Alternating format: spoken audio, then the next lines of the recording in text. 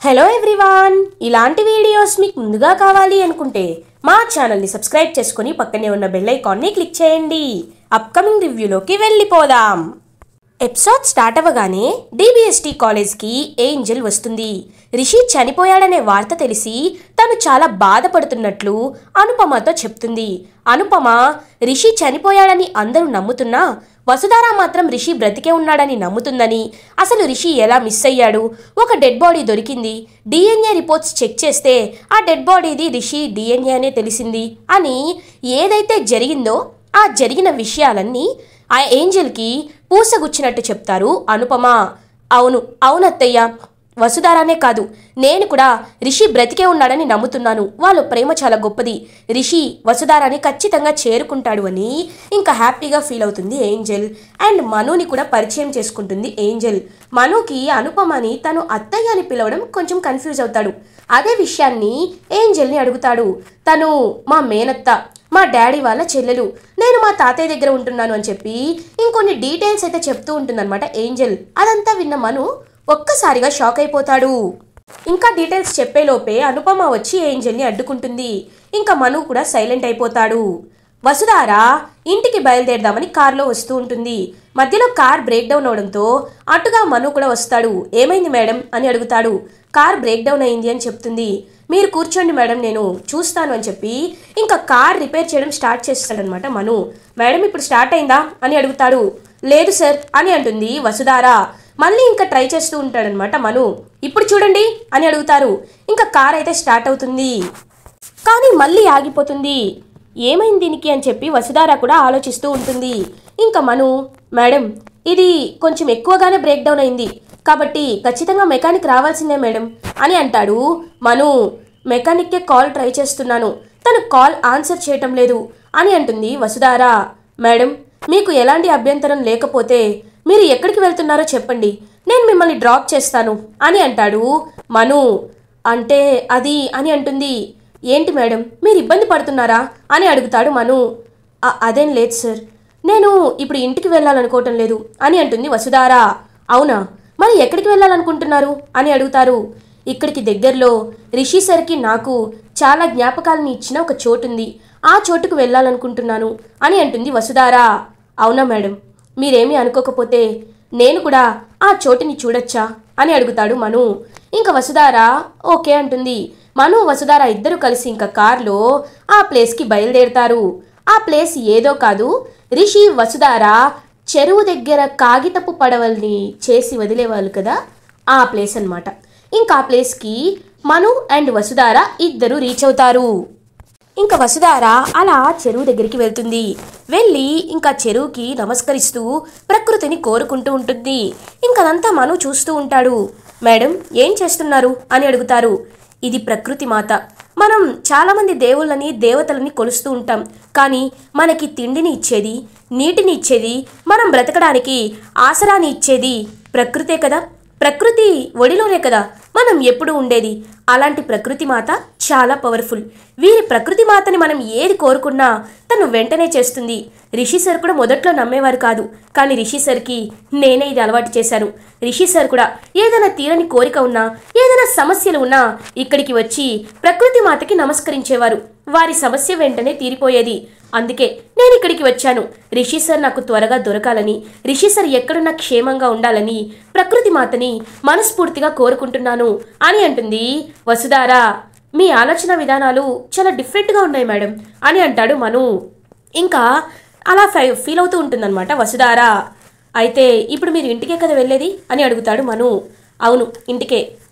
వసుధార, మను గారు మీరు కూడా ఏదైనా కోరికలు ఉంటే ఈ ప్రకృతి మాతను అడగండి, తను వెంటనే తీరుస్తారు అని అంటారనమాట వసుధార నవ్వుతూ.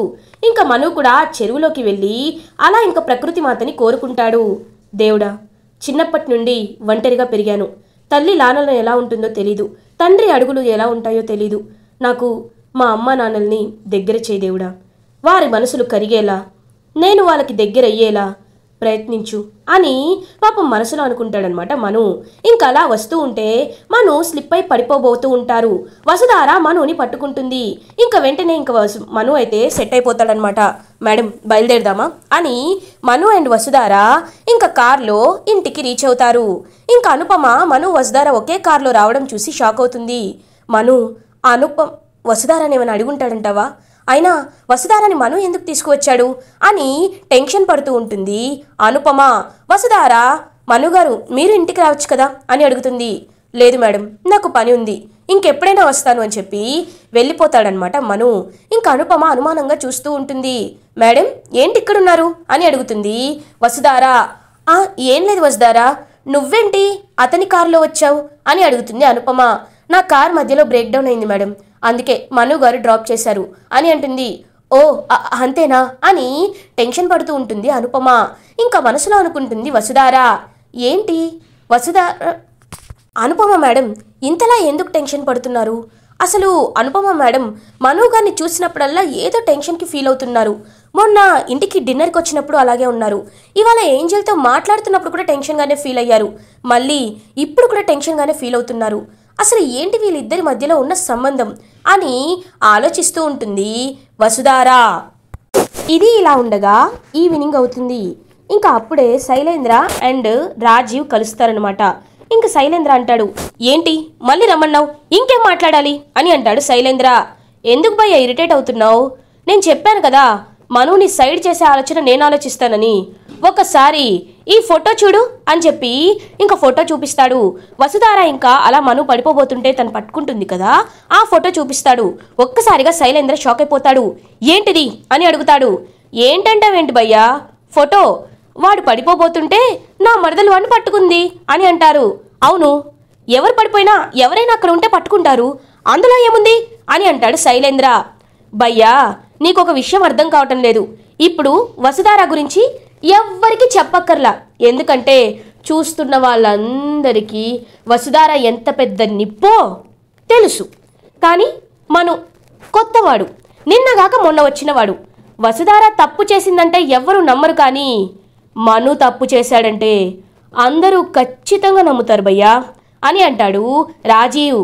బా కాస్త అర్థమయ్యేలా చెప్పు బ్రదర్ అని అంటారు. ఇంత డీటెయిల్డ్గా చెప్పినా నీకు అర్థం కాలేదంటే నిన్నెవరూ ఏమీ చేయలేరు. సరే చెప్తాను విను. ఈ ఫోటో చూస్తుంటే చూసావా వాళ్ళు ఎంత క్లోజ్గా ఉన్నారో? వీటిని పోస్టర్లుగా తయారు చేసి ఒక మంచి క్యాప్షన్ పెట్టి కాలేజ్లో వీళ్ళు ఇలా ఉన్నారని, మను వసుధార వెనకాలే తిరుగుతున్నాడని, వసుధారాని పడేయడానికి ట్రై చేస్తున్నాడని పుకార్లు సృష్టిస్తే అని అంటాడు రాజీవ్. ఏయ్ ఏం మాట్లాడుతున్నావు? నువ్వే కదా అన్నావు వసుధార నిప్పని, అలాంటప్పుడు ఎవరు నమ్ముతారు అని అడుగుతాడు శైలేంద్ర. అదే చెప్తున్నా, వసుధార గురించి నమ్మరు, కానీ మను గురించి చెడ్డుగా అనుకుంటారు కదా, అనుకొని తీరుతారు కదా. వాడే అవమాన భారం తట్టుకోలేక నాకు అలాంటి ఉద్దేశం లేదు అని నిరూపించుకోలేక ఖచ్చితంగా కాలేజ్ వదిలి వెళ్ళిపోతాడు. ఒకవేళ వాడు నిరూపించుకోవాలని ప్రయత్నించినా వసుధార కాలేజ్లో నేను ఒక్కసారి తనతో కలిసి వెళ్ళినందుకే ఇంతలా నెగిటివిటీ స్ప్రెడ్ అయిందని అందరూ మాట్లాడుకొని వాణ్ణి డైరెక్టర్ పదవి నుండి తొలగిస్తారు. మనకు కావాల్సింది అదే కదా, అప్పుడు వసుధార లైన్ క్లియర్ అవుతుంది అని అంటాడు రాజీవ్. వావ్ ఏం తెలివితేటలు భయ్యా నీవి అని అంటాడు శైలేంద్ర. మరి ఏదైనా దక్కించుకోవాలంటే ఎంత నీచమైన స్థాయికైనా దిగజారాల్సిందే, నువ్వైనా నేనైనా, అర్థమైందా అని అంటాడు రాజీవ్. బాగా అర్థమైంది. క్యాప్షన్ కొత్త ప్రేమ జంట అని పెడదాం, పోస్టర్లు రెడీ చేయిస్తాను, ఇప్పుడు చూడు వసుధార ఎలా ఎండి పదవి దిగదో చూస్తాను అని అక్కడి నుండి వెళ్ళిపోతాడు శైలేంద్ర. ఇది ఇలా ఉండగా మార్నింగ్ అవుతుంది. ఇంకా మను కాలేజ్కి రీచ్ అవుతాడు, వసుధార కూడా కాలేజ్కి రీచ్ అవుతారు.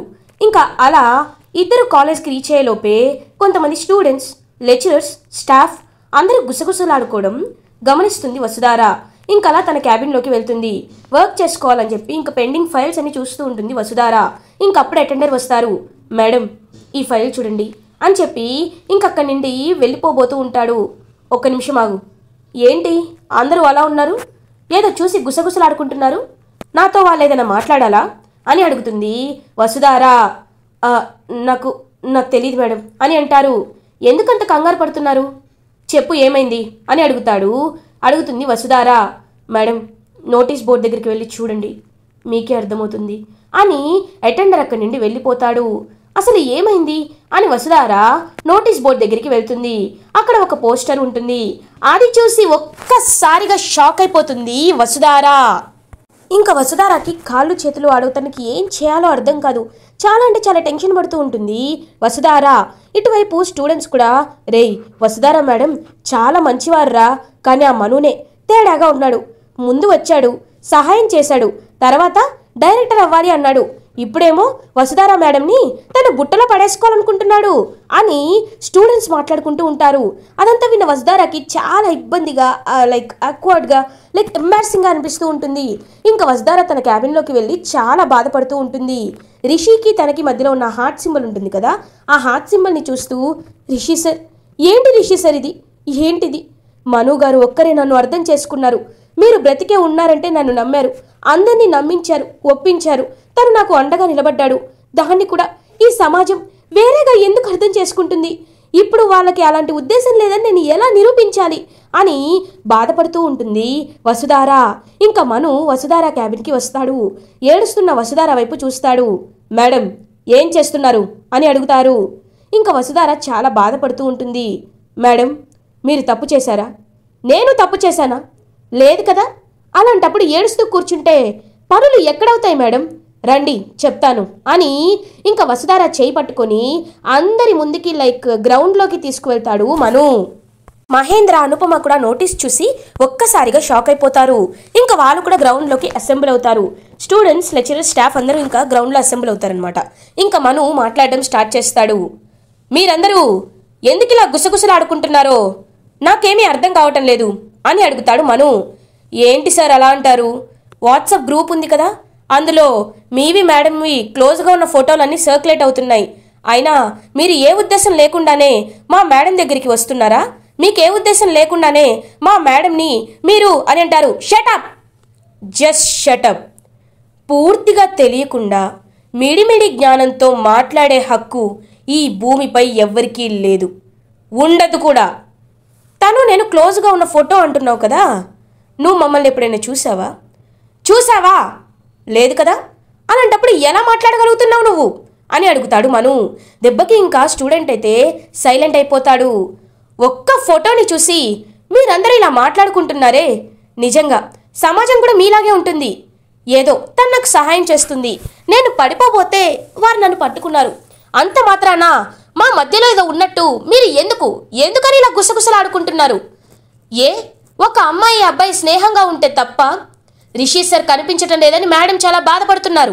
మేడం ఒంటరైపోయారు. మేడంకి తోడుగా అండగా నిలబడడానికే నేను ఇక్కడికి వచ్చాను, సహాయం చేశాను. మేడంని కొన్ని దుష్టశక్తులు అటాక్ చెయ్యబోతుంటే వాటిని కాపాడే స్థితిలో అధికారాన్ని చేపట్టాను. కానీ ఎలా మీరందరూ ఇంత నీచంగా, నికృష్టంగా ఆలోచించగలుగుతున్నారు అని అడుగుతాడు మను. ఇంకా లెక్చరర్స్, సార్, మా వసుధార మేడంపై మాకు ఎలాంటి అనుమానం లేదు. మేడం చాలా మంచివారు. వారు రిషి సార్ని ఎంతలా ప్రేమించారో, వారిద్దరికీ ఒకరంటే ఒకరు ఎంత ప్రాణమో మా అందరికీ తెలుసు. మా అనుమానం అంతా మీపైనే. మీరు ఏ ఉద్దేశం లేకుండానే ఈ కాలేజ్కి వచ్చారంటే నేను నమ్మలేకపోతున్నాను అని అంటారు లెక్చరర్స్. అవును, కాలేజ్ నుండి మను సార్ వెళ్ళిపోవాలి అని చెప్పి స్టూడెంట్స్ అందరూ కూడా ఇంకా నినాదాలు చేస్తూ ఉంటారు. వసుధారకి ఏం మాట్లాడాలో కూడా అర్థం కాకుండా ఉంటుంది. ఎందుకు మీరు నా మాటలు నమ్మటం లేదు అని అంటాడు మను. సరే సార్, ఇదంతా ఎవరో కావాలనే చేశారని మీరు అంటున్నారు. మీరు చాలా మంచివారు అంటున్నారు. ఎలాంటి దురుద్దేశం లేకుండా మీరు కాలేజ్కి వచ్చాను అంటున్నారు. మా మేడంకి ఎలాంటి దురుద్దేశం లేకుండా సహాయం చేస్తున్నాము అంటున్నారు. మరి సాక్ష్యం ఏదైనా ఉందా? ఇదంతా కావాలని ఎవరో క్రియేట్ చేశారని సాక్ష్యం ఉందా అని అడుగుతారు స్టూడెంట్స్. ఇంకా శైలేంద్ర కూడా, అవును, సాక్ష్యం ఏదైనా ఉందా చెప్పండి. ఎందుకంటే మొదటి నుండి నాకు నీపై అనుమానంగానే ఉంది. అసలు ఏమీ నీకు సంబంధం కూడా లేకుండా వచ్చి మా కాలేజ్కి 50 కోట్లు ఎందుకు ఇచ్చావు? ఇవ్వడమే కాకుండా ఎందుకు డైరెక్టర్ పదవిని ఆశించావు? నీకు వసుధారపై ఎలాంటి దురుద్దేశం లేకపోతే ఇదంతా నువ్వు చెయ్యవు అని అంటాడు శైలేంద్ర. ఇంకా మనుకి చాలా కోపం వస్తూ ఉంటుంది. కానీ తన దగ్గర ప్రూఫ్స్ లేకపోవడంతో తను ఏమి ఇంకా మాట్లాడలేని పరిస్థితిలో ఉంటారు. మీరే చెప్పండి మీరే అందరూ, ఇతన్ని ఉంచుదామా, కాలేజ్ బయటికి వెళ్ళకూడదామా అని అంటాడు శైలేంద్ర. పోనీ సాక్ష్యం చూపించు, చూపించు, ఎవరైనా ఉన్నారా, సాక్షులు ఎవరైనా ఉన్నారా అని అడుగుతాడు శైలేంద్ర. సాక్ష్యం ఉంది అని ఒక గొంతు వినపడుతుంది. అందరూ వెనక్కి తిరిగి చూసేసరికి అక్కడికి ధరణి నడుచుకుంటూ వస్తుంది. ఒక్కసారిగా శైలేంద్ర షాక్ అయిపోతాడు. ఇంకా ధరణి అయితే అలా నడుచుకుంటూ ఇంకా అందరి దగ్గరికి వచ్చి, సాక్ష్యం ఉంది, మను గారు మంచివారని, మను గారికి ఎలాంటి దురుద్దేశం లేదని సాక్ష్యం క్లియర్గా ఉంది, కావాలంటే ఈ వీడియో చూడండి అని అందరికీ వీడియో చూపిస్తుంది. ఆ వీడియోలో రాజీవ్ శైలేంద్రతో ఈ ప్లాన్ అంతా డిస్కస్ చేస్తాడు కదా, అదంతా ఉంటుందన్నమాట.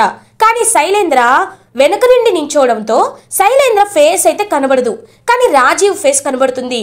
భయ్యా, వీళ్ళిద్దరి మధ్యలో ఏదో ఉందని చెప్తే ఖచ్చితంగా ఆ మను కాలేజ్ నుండి వెళ్ళిపోవచ్చు కదా అని చెప్పి ఇంకా తను మాట్లాడిన మాటలు, వసుధార గురించి ఇలా చేసిన ప్లాను ఇదంతా రికార్డ్ అవుతుంది. ఒక్కసారిగా అందరూ షాక్ అయిపోతారు.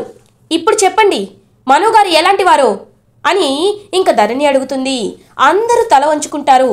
ఇంకా మను, చూసారా, నిజం తెలిసేసరికి మీరు మాట్లాడిన మాటలు ఏమన్నాయి, తిట్టిన తిట్లు ఏమయ్యాయి, అవమానించిన అరుపులు ఏమయ్యాయి, అందుకే నోటి మాట జారకూడదు, నిజం తెలియకుండా అస్సలు జారకూడదు అని అంటాడు మను.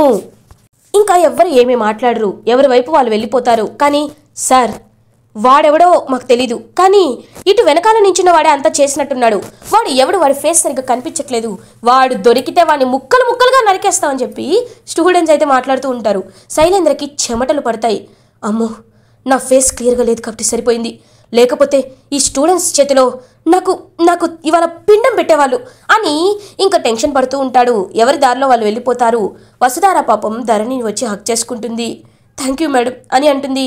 వసుధార, నువ్వు మంచిదని వసుధార, నీకు మను గారు లక్ష్మణుడిలా హెల్ప్ చేస్తున్నారు, అంతేకాని వీళ్ళు అది వేరే ఉద్దేశంగా చేస్తామంటే నేను ఎందుకు ఊరుకుంటాను చెప్పు, అందుకే నేను దొంగతనంగా ఈ వీడియోని తీశాను అని అంటుంది ధరణి. ఇంకా హ్యాపీగా ఫీల్ అవుతారనమాట మను కూడా. థ్యాంక్ యూ మేడం, మీ రుణం నేను ఎప్పటికీ తీర్చుకోలేను అని అంటాడు మను. వద్దు సార్, మీరు ఎంతోమందికి, ముఖ్యంగా రిషిని కనిపెట్టడానికి మీరు మా వసుధారకు సహాయం చేస్తున్నారు, అంతకంటే మీరు మంచివారని ఎక్కడ చెప్పగలని చెప్పండి అని చెప్పి ఇంకా ధరణి వెళ్ళిపోబోతూ ఉంటుంది. శైలేంద్ర టెన్షన్ పడుతూ ఉంటాడు. ఏంటండి ఇంకా ఇక్కడే ఉన్నారు, అయినా ఒకసారి వీడియో చూడండి అని చూపిస్తుంది. ఇంకా వీడియోలో శైలేంద్ర ఫేస్ కూడా క్లియర్గా ఉంటుందన్నమాట. నా దగ్గర ఈ వీడియో కూడా ఉంది, కానీ నేను ఎవరికీ చూపించలేదు, కేవలం మీ మొహం కనపడని వీడియో మాత్రమే అందరికీ చూపించాను. ఎందుకో తెలుసా, మీరు నా భర్త కాబట్టి, మీరు ఒకవేళ ఇప్పుడు అవమానం పాలైతే నేను తట్టుకోలేను కాబట్టి, ఇకపై అయినా మీరు బుద్ధిగా వసుధారాని మనుని ఎలా చెడు చేద్దామని ఆలోచించకుండా, డిబిఎస్టీ కాలేజ్ ఎండి పదవిపై ఆశపడకుండా ఇంకా డిబిఎస్టీ కాలేజ్ డెవలప్ అయ్యేలా చూడండి, అంతేకాని ఇలాంటి కుట్రలు పన్నద్దు, ప్లీజ్ అండి ప్లీజ్ అని చెప్పి ధరణి అక్కడి నుండి వెళ్ళిపోతుంది. ఒక్కసారిగా షాక్ అయిపోతాడు శైలేంద్ర. ఇలా ఎపిసోడ్ ఎండ్ అవుతుంది. ఫర్దర్ ఎపిసోడ్ రివ్యూస్ ముందుగా మీకు కావాలి అనుకుంటే మా ఛానల్ని సబ్స్క్రైబ్ చేసుకోండి. Thanks for watching.